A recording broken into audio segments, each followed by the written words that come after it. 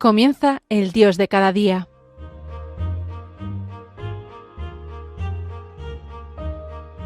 Hoy nos acompaña desde Roma el Padre Óscar Fernández Expósito.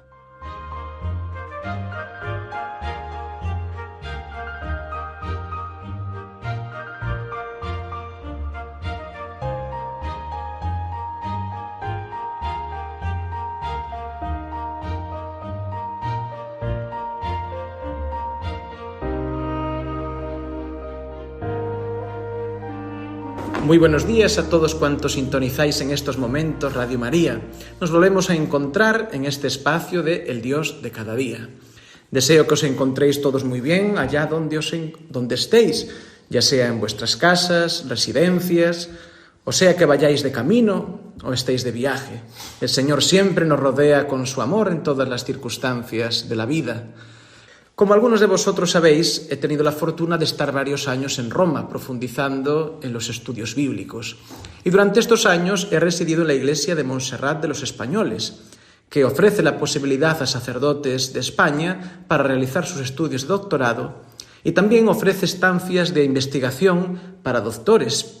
Por eso hoy le he pedido a uno de estos que comparta este rato con todos vosotros y conmigo. Se trata de don Eloy Bueno de la Fuente, sacerdote de Burgos, teólogo de prestigio, profesor de eclesiología y que además ha sido últimamente nombrado miembro del Consejo del Sínodo de los Obispos para la Sinodalidad que está teniendo lugar en Roma, convocado por el Papa Francisco y cuya última fase concluirá el próximo mes de octubre. Muy buenos días, don Eloy, ¿cómo se encuentra? Muy bien, muy a gusto. ¿Cómo ha vivido el ser escogido como uno de los teólogos peritos para participar en el sínodo de la sinodalidad? Bueno, pues sobre todo como una experiencia magnífica para poder entrar en lo que es la variedad, la pluralidad, la catolicidad de la Iglesia y desde este punto de vista, pues eso, una ocasión magnífica para entrar en las entrañas vitales de lo que es nuestra Iglesia. Porque ha participado en el mes de octubre del año pasado y previsiblemente regresará en este próximo mes de octubre. Sí, porque hemos tenido, claro, de la Comisión Teológica un par de encuentros de una semana antes de la Asamblea de octubre y ahora estamos ya, pues eso, convocados para comenzar a finales de septiembre la nueva fase. Muy bien. De todas formas, no le he pedido a don Eloy que esté hoy con nosotros para hablarnos de la sinodalidad, tema muy importante y muy de moda, sino para que nos hable del mensaje de Fátima. Porque don Eloy es uno de los pocos teólogos de academia, vamos a decir así, que ha estudiado con profundidad desde el punto de vista de la teología el mensaje de Fátima, que tantas veces queda relegado a la devoción y que incluso es a veces despreciado por aquellos que se consideran intelectuales. De hecho, cuando vamos a Fátima y vamos a los lugares, a las tiendas un poco oficiales del santuario, encontramos el libro que don Eloy escribió sobre el mensaje de Fátima, lo cual indica que ese libro no debe de estar mal del todo cuando la propia Iglesia o el propio santuario nos lo presenta como una lectura. Además, don Eloy ha sido encargado de examinar desde el punto de vista teológico los escritos de la hermana Lucía, una de las videntes de Fátima, la que nos ha transmitido el mensaje de Fátima de cara a su proceso de beatificación, que ya está concluido, faltando solo el milagro, si no he entendido mal. Entonces, don Eloy, para empezar, ¿cómo se acercó usted al fenómeno Fátima? Bueno, al fenómeno Fátima como tal, aparte de los conocimientos que uno tiene del participar en la vida de la Iglesia, pues fue, yo no sé, se puede decir por casualidad o por la divina providencia, porque fue una invitación de los responsables del santuario de Fátima que me pidieron hacer una lectura teológica del acontecimiento Fátima, ¿no? Precisamente porque es un fenómeno expuesto a interpretaciones muy diversas, pues hacía falta una lectura teológica que captara realmente hasta qué punto o en qué medida, como decía Juan Pablo II, se encuentra ahí el núcleo del Evangelio, ¿no? Entonces, como petición oficial de ese tipo de lectura, a partir de ahí, en un congreso que hubo, yo presenté mi ponencia, digamos, y a raíz de eso estuve unos días dando sesiones de formación permanente para el clero de la diócesis de Leiría-Fátima de cara precisamente a la celebración del centenario, ¿no? Y precisamente a partir de esos encuentros fue cuando el obispo de Fátima me dice: ¿por qué esto no aparece en forma de libro? Y así surgió el libro. El libro sobre el mensaje de Fátima. ¿Y usted se esperaba encontrar lo que encontró, descubrir lo que descubrió, escribir lo que llegó a escribir? Pues evidentemente no, porque, claro, uno tiene, digamos, la imagen popular que hay sobre Fátima, que suena a cosa de escatología, de visiones, de amenazas casi. Y luego yo decía, hombre, a mí me parece que para ser un acontecimiento que ha sido recibido y acogido y potenciado por la Iglesia, tiene que haber dimensiones mucho más ricas y mucho más profundas, ¿no? Y fue precisamente lo que yo poco a poco, ¿verdad?, lo fui poniendo de relieve, porque claro, todo esto se basa en los documentos, en los testimonios primeros, en los escritos que hay, y ahí me parece que tal vez el aspecto que yo más he destacado y donde puede estar la novedad del libro es poner de relieve el aspecto pascual y trinitario del mensaje o del acontecimiento de Fátima. Suelo decir siempre que para que algo pueda ser reconocido como cristiano, tiene que tener una dimensión claramente trinitaria y claramente pascual. Y en el caso de Fátima, a mí me parece evidente, ¿no? Porque simplemente una reflexión que todo el mundo puede entender perfectamente. La Virgen que se hace presente en Fátima, hablando de un modo vulgar, ¿de dónde viene? Lógicamente viene del cielo. Y el cielo no es otra cosa que la gloria del resucitado. Entonces, lógicamente, si la Virgen viene de la gloria del resucitado, eso es lo que se tiene que manifestar en su mensaje. Claro, qué interesante. Ya casi van aquí mitad de las preguntas que le iba a hacer. Precisamente le iba a preguntar cómo calificar desde el punto de vista teológico las apariciones. A veces hablamos de mariofanías. No sé si puede decirnos algo sobre eso. Sí, bueno, antes quería hacer otra matización de lo que a mí, como digamos inexperto, cuando empecé a acercarme al acontecimiento Fátima, porque también hay que observar que los responsables, digamos, del santuario no hablan tanto de las apariciones cuanto del acontecimiento. Y el acontecimiento es toda la dinámica de vida eclesial que eso genera, ¿no? Y como digo, a mí me llamó mucho la atención el fenómeno siguiente. Una vez que acabó octubre de 1917, la última de las apariciones, ¿verdad?, de aquel año, allí quedó el vacío. Es decir, Jacinta y Francisco murieron a los pocos meses. Lucía fue mandada fuera a estudiar y desapareció. Allí no quedó nada ni nadie. Por parte de la Iglesia oficialmente había una enorme distancia y reticencia, ¿no? Por miedo a que fuera una manipulación o cosas de estas, ¿no?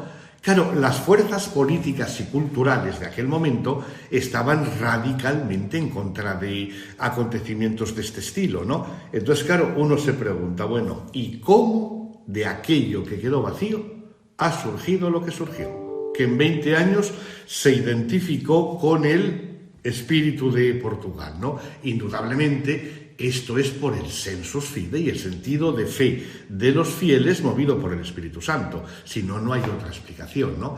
Y luego también, claro, llama la atención el hecho, tú lo comentabas antes, la distancia o el desprecio, digámoslo así, de la academia, como decías, de este tipo de fenómenos y de acontecimientos, ¿no? Y yo creo que libros o reflexiones como la mía intentan acercar la vida de la Iglesia con el núcleo del misterio cristiano. Claro. También decíamos que antes a veces nos quedamos con la idea de los secretos de Fátima, de esa visión un poco terrorífica, fantasiosa, apocalíptica incluso. Algunos hablan de Fátima como profecía, más allá de las imágenes que nos transmite. ¿Cuál es el mensaje de Fátima?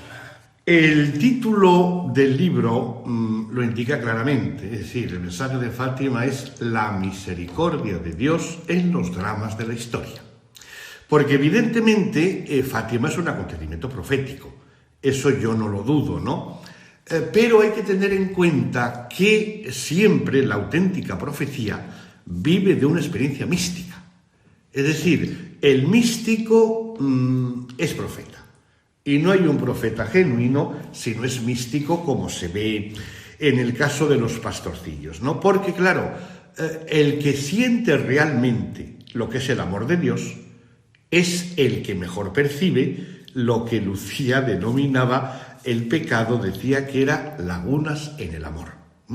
Por tanto, claro, cuando alguien ve el amor de Dios que lo envuelve por todas partes, es el que mejor percibe cuáles son las lagunas, que es el pecado, la violencia, todo este tipo de cosas, ¿no? Entonces, experiencia mística y dimensión profética van siempre unidas, y yo creo que los pastorcillos de Fátima y especialmente Lucía son esos testigos de ese acontecimiento. Entonces, las imágenes, etcétera, pues claro, es un modo de expresarlo, que la misma Lucía decía que ella eso lo dejaba la interpretación en manos de la Iglesia, ¿no? Que así de hecho lo ha sucedido, especialmente con el tercer misterio. La tercera parte del misterio. La tercera parte del secreto, como suele llamarse, esa que se publicó en el año 2000, que además el cardenal Ratzinger había hecho una explicación pues muy interesante, que está accesible a todo el mundo en Internet. Porque, por ejemplo, como detalle de esto,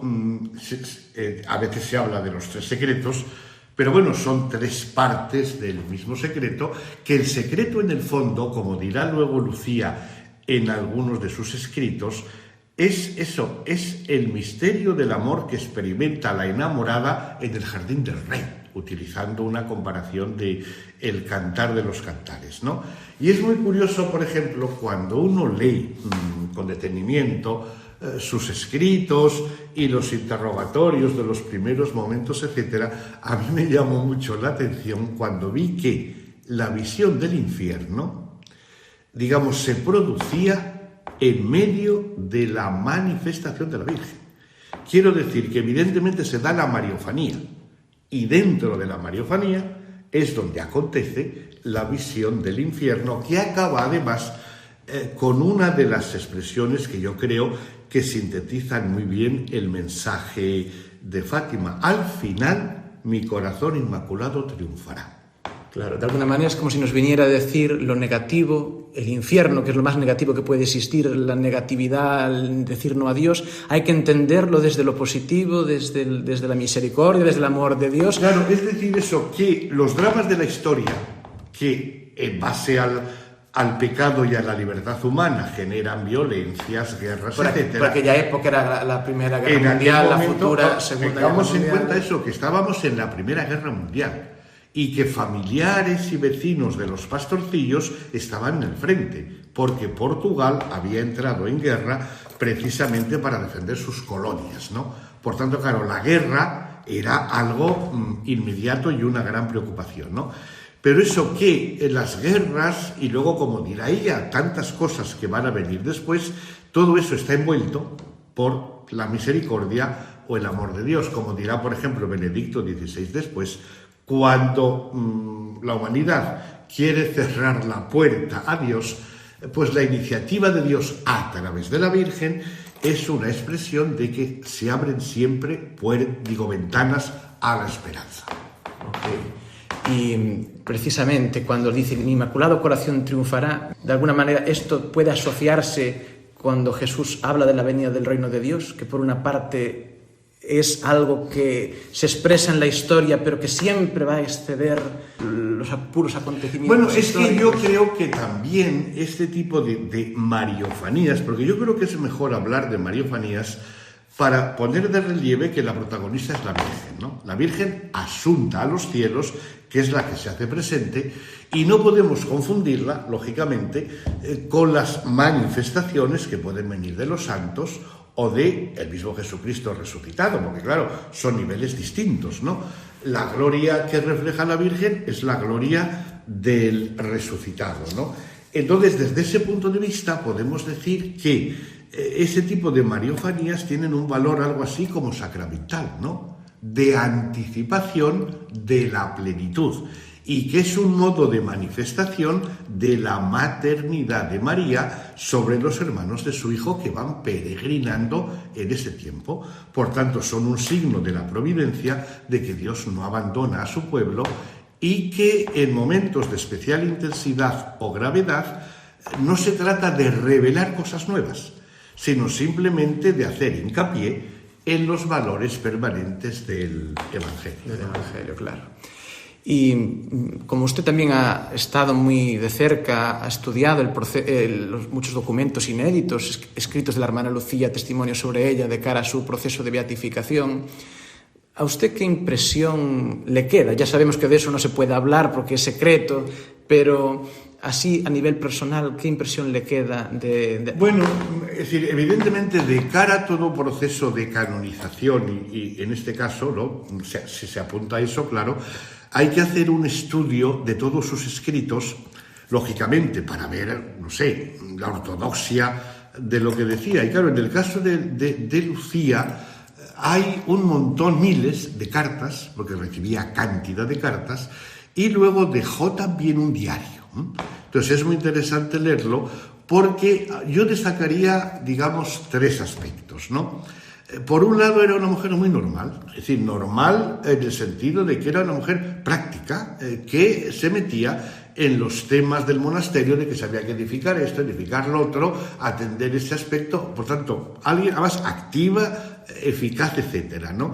Luego, por otro lado, también la dureza de una vida como la suya, porque no olvidemos que ella, hasta que acabó en el Carmelo de Coimbra, tuvo que sufrir mucho porque no se quería que se conociera su nombre para salvaguardarla de miradas indiscretas y tal, y fue un enorme sufrimiento, ¿no?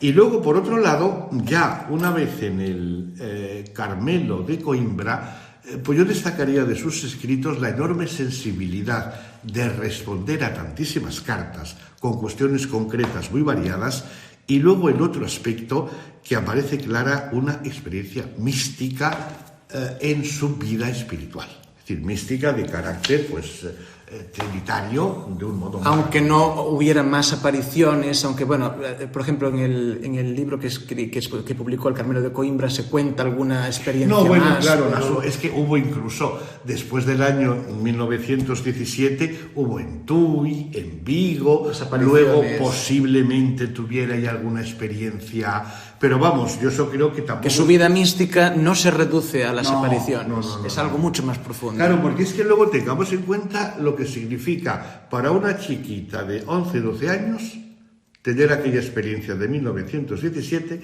luego iniciar un camino por el desierto, prácticamente desaparecida de este mundo, y claro, ir integrando eso, porque por ejemplo ella cuenta, cuando escribe las memorias, pues ella tenía que irse al desván de la casa y allí medio sentada en cuclillas, en un libro, en un papel, escribirlo encima de las rodillas, por ejemplo. O sea, no había condiciones de ningún tipo, ¿no?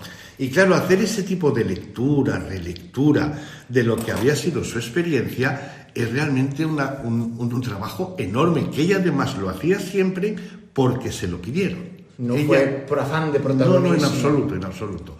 Porque se lo pedía el obispo, el provincial, pero si no, ella no hubiera escrito nada. Y cuéntenos esa anécdota, porque a veces el mensaje de Fátima es utilizado por algunos grupos cristianos para ir en contra del Concilio Vaticano II o de la nueva forma de celebrar la misa. ¿Y cómo es esa experiencia de algunas personas que por lo visto fueron a verla para intentar ponerla de su lado, para ir en contra de la misa tal como se celebra hoy? Sí, es que es algo curioso porque, claro, Fátima desgraciadamente tiene ese tipo de intentos de manipulación en una línea determinada, ¿no? Utilizándolo en clave de política eclesiástica y olvidando lo fundamental, que es lo que yo decía, ¿no? La presencia de la gloria del resucitado en los dramas de nuestra historia, ¿no? Entonces, claro, también en aquel momento, después del Concilio Vaticano II, cuando había intentos de suscitar una oposición a la celebración de la Eucaristía en lengua vernácula, claro, había gente opuesta a eso que se dirigía a la hermana Lucía por su relevancia para ver si apoyaba estos grupos opuestos a la renovación litúrgica, ¿no? Y ella, pues con ese modo natural de mujer de la calle normal que tenía, en algunas ocasiones ella comentaba y respondía a las cartas, ¿no? Dice, pero ¿no se dan cuenta de que Jesucristo no celebró la misa en latín? ¿Cómo quieren ahora recuperar la misa original en latín si el mismo Jesucristo no la celebró en latín? O sea, una respuesta, digamos, de sentido común. Un razonamiento muy de mujer de pueblo, pero que lo diga alguien que ha tenido la experiencia que tuvo ella de ver a la Virgen, pues entonces tiene a los que intentaban utilizarla para sus intereses ideológicos no le salió bien el asunto. Entonces, claro, acontecimientos como el de Fátima requieren un tipo de lectura teológica para ver en qué medida ahí se manifiesta una espiritualidad permanentemente válida y el núcleo del Evangelio, y evitar ese tipo de manipulaciones que todavía siguen, ¿no? Porque ya habrán oído ustedes, pero no es para meternos ahora en ello, cómo se dice que el tercer secreto, o la tercera parte del secreto, no ha sido todavía revelada porque, en fin, oculta cosas que el Vaticano no quiere que se sepan, en fin. En fin, eso siempre habrá teorías de la conspiración. Y para terminar, me gustaría simplemente que usted nos abriera un poco el corazón y nos dijera cómo es su relación con la Virgen, quién es la Virgen María para usted, especialmente en su advocación de Fátima. Bueno, yo a veces digo, ¿verdad?, que vírgenes hay muchas, pero la de Fátima es única y exclusiva. Y es curioso, ¿verdad?, porque hay que reconocer que es la que ha recibido un mayor reconocimiento eclesial, yo creo, ¿no? Entonces, desde mi punto de vista, lo que me hace ver, o lo que me ha hecho ver, es la dimensión mariana de todo el misterio cristiano. Es decir, que la figura de María no es un añadido o algo accidental, sino que realmente es el espejo en el cual se reflejan todos los misterios y perspectivas de la vida cristiana. Por ejemplo, esto que decía antes, ¿no? Las apariciones como mariofanías hacen presente la providencia que a través del resucitado el Padre sigue acompañando a su pueblo en todas las dimensiones de la existencia. Ahora, hace pocos meses el Vaticano ha sacado una nota diciendo que en el futuro el Vaticano no se posicionará habitualmente sobre la sobrenaturalidad o no de las apariciones. Está claro que con Fátima eso no ha sido así, se ha posicionado bastante, aunque siempre deje la libertad y nos diga que las apariciones de Fátima no son de fe, que nadie está obligado a creer en ellas, pero de alguna manera con la forma de actuar vienen a decir que eso es un acontecimiento relevante. Sí, vamos, yo creo que evidentemente esto hay que dejarlo muy claro, es decir, no hay obligación de creer. Si alguien dice yo no creo en nada de lo de Fátima, no podemos acusarlo ni de hereje ni de nada, porque evidentemente es una opinión libre, ¿no? Ahora, yo creo que en el caso de Fátima ya no hacen falta más, digamos, ratificaciones, porque es que todos los últimos papas han estado vinculadísimos y ninguno ha dejado de visitar Fátima, ¿no? Ahora, la otra solución, a mí no me parece mal, primero, que la Iglesia sea prudente y no se exprese demasiado rápidamente y que deje tiempo al tiempo. Ahora, yo también creo que de todos modos será inevitable que en determinados casos tendrá que posicionarse, ¿no? Pero no correr demasiado, aunque ya digo, una cosa como lo de Fátima es sorprendente por la rapidez, porque decía el cardenal de Lisboa, tenía una frase muy genial a este respecto, decía, no es la Iglesia la que ha impuesto Fátima, es Fátima la que se ha impuesto a la Iglesia. Es decir, la fuerza de aquello, eso se ha impuesto. Ha sido cosa de Dios y no hay que hacerle. Pues muchas gracias, don Eloy Bueno de la Fuente, por compartir este rato con nosotros, con todos los oyentes de Radio María. Le agradecemos profundamente su disponibilidad y ojalá que podamos volver a conversar sobre estos temas y otros en otra ocasión. De acuerdo, pues muchísimas gracias. Pues queridos amigos, nuestro tiempo por hoy se ha acabado. Que Dios os bendiga y hasta la próxima vez que nos encontremos, si Dios quiere.